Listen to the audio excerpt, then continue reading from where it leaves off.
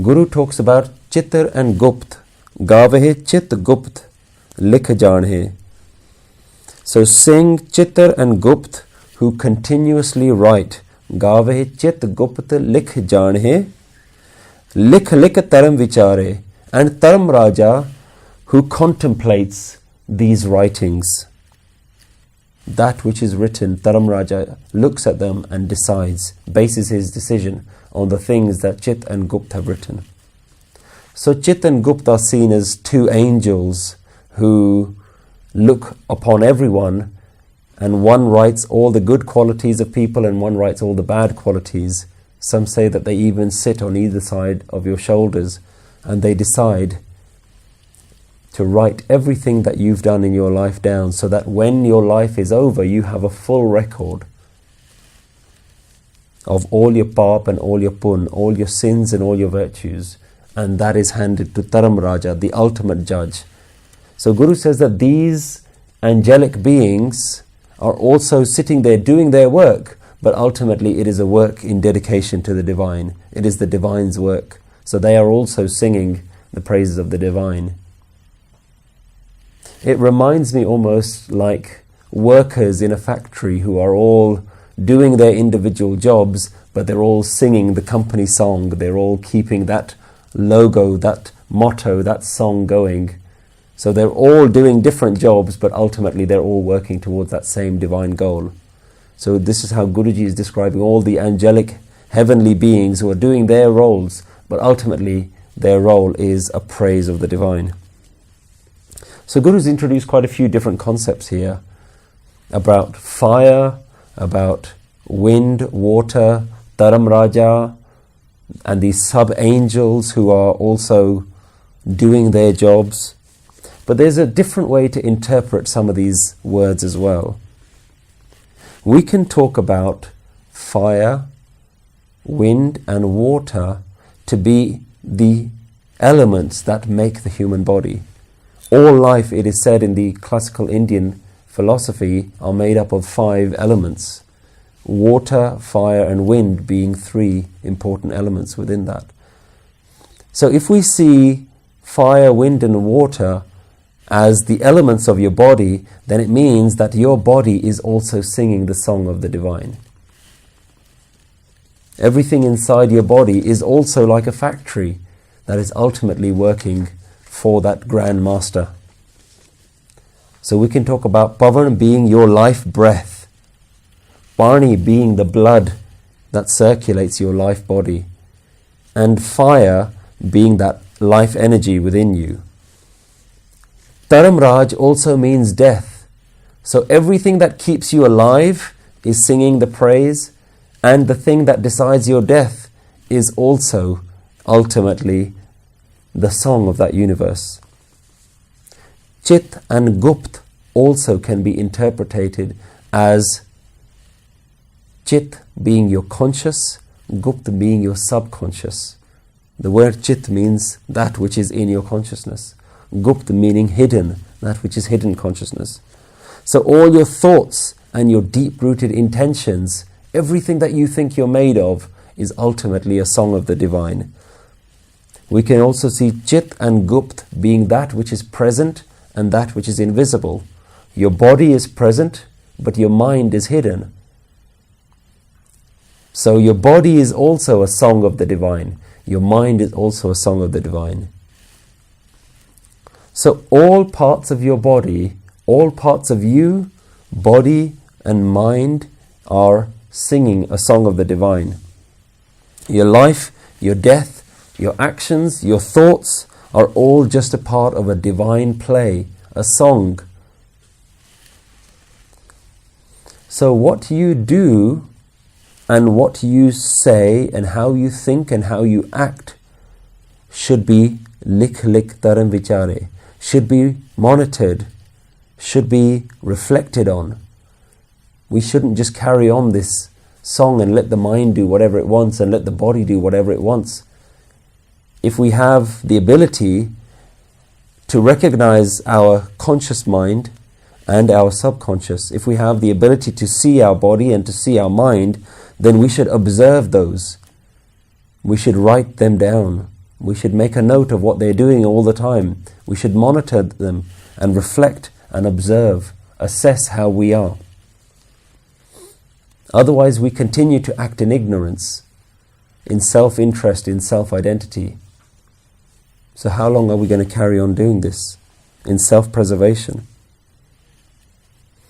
So this is the song of Chit and Gupt and the Taram Raja that is writing everything down. Gave Isar Barma Devi Sohan Sada Savare. Sings Shiva, Isar.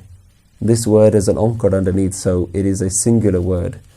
Shiva sings, Brahma sings, and the beautiful goddesses, the Devis, the beautiful Devis, Sohan, Sada Savare, the ones that are always decorated. So these beautiful universal energies of destruction, the very force of destruction in the universe and the force of creation in the universe, all of these divine energies are singing to you. Gave ind indasan baithe, devtya dar nale. So Ind is Indra, the king of gods. Ind indasan, so all the kings of gods. The word Ind here is plural. Ind is Indra, the king of gods. Indasan, asan means that place where you sit, your throne. Ind asan means your royal throne. Gave ind indasan baithe, so sing the Indra kings sitting on their royal thrones. Devtya dar nale, and with the Devtya, the demigods at your door. Again, Guruji is describing your door. The word door has come up again and again. So according to the Vedas, Indra is the king of heaven. He is the ultimate king.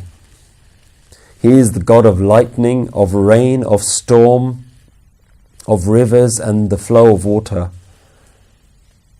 So we're hearing a lot about these demigods. And even in the last verse, we heard about these various demigods that spoke the praises of the divine. Guru said, Akhe barme, akhe ind, akhe gopi ta govind. So speak the Brahmas and the Indra kings, the heavenly kings, the gopis, the cow-herding maidens, and the Krishnas. So what can we learn about all of this? Because Guru is talking about quite abstract concepts like these demigods sitting at your door. It's a very nice visual graphic that is being painted for us, a nice illustration. But what can we learn from all this celestial praise that's going on? How should we understand all these gods of creation and these angels and the wind and the fire that are singing? And do they really sing? So one way that we can look at this is that their existence is like a song. The way that they work, the way that they move, the very duties that they're carrying out is like a royal song, a song of praise. All of their functions serve a bigger picture.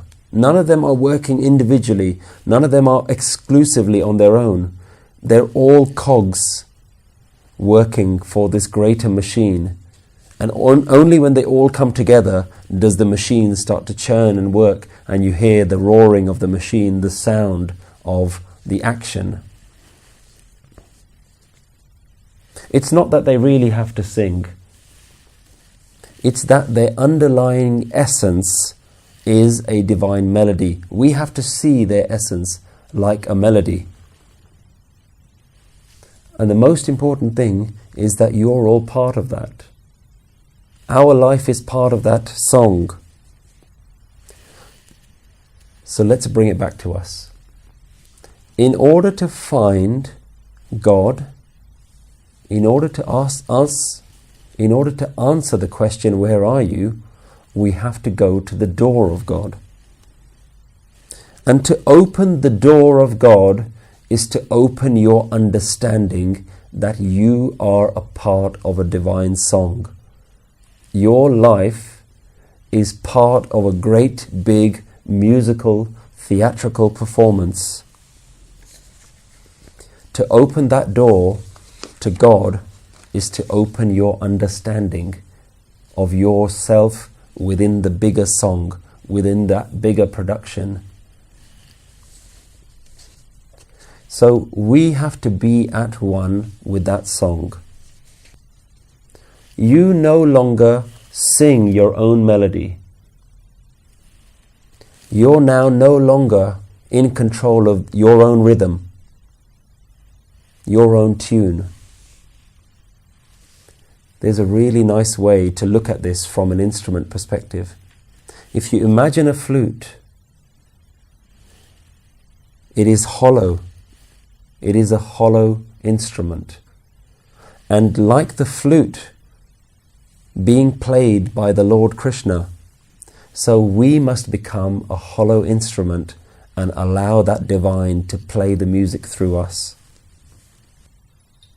You must know to become empty, that you don't fill your instrument with the filth of me, of I. Empty your own instrument out of me and allow the divine to play through you. You have to know that the divine right now is playing through you. It always has played your song. It's always been playing your tune. Except all this time you were convinced that it was your song. It's like the flute that can hear the tune that is coming out from itself, and it thinks, this is me. This is me making this music. This is my song. I am producing this sound. So by listening to that divine music of your own self, by listening to your own life, you were convinced that it's you. You created the illusion that I'm the one here making this story, making this song of life. And in your song and in your music, there's never been room for anybody else to play. Think about a flute. Two musicians can't play the same flute at the same time. So while you thought you were the musician, the real musician remained invisible. While you thought you were playing out the story of your life, the one really playing that tune remained hidden. So how do we open that door? How do we see the divine? When you no longer own your own life, when you no longer own your own story, your own sound, when your story becomes his story, the story of that one, when you become part of that one divine song, then you will know that door, that house.